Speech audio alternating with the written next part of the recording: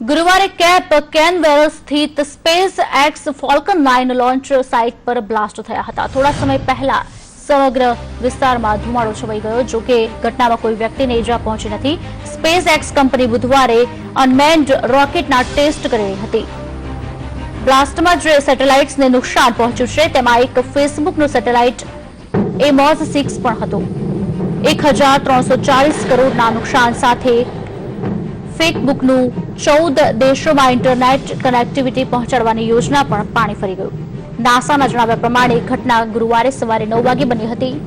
ઘટના સમયે cap કેનવેરલ airport station પર એક અનમેન્ડ રોકેટનું પરીક્ષણ ચાલી રહ્યું હતું। લોન્ચિંગ દરમિયાન રોકેટમાં એક પછી એક અનેક બ્લાસ્ટ થયા। નાસા માટે સ્પેસ સેન્ટરમાં એસ્ટ્રોનોટને લાવવાથી લઈને અન્ય સામગ્રીની સપ્લાય કરનારી કંપનીઓમાંની એક સ્પેસ એક્સ પણ છે। રોકેટમાં બ્લાસ્ટ થયો તે રિઝ્યુએબલ હતી। શનિવારે ફ્લોરિડાના કેપ કેનવેરલ એરફોર્સ સ્ટેશનથી લોન્ચિંગ પહેલા રૂટીન ટેસ્ટ કરવામાં આવ્યા હતા। આ સેટેલાઇટની મદદથી ફેસબુકની આફ્રિકા સહિત 14 દેશમાં ઇન્ટરનેટ કનેક્ટિવિટી પહોંચાડવાની યોજના હતી। ઉલ્લેખનીય છે કે આ સેટેલાઇટની કિંમત 1340 કરોડ રૂપિયા હતી।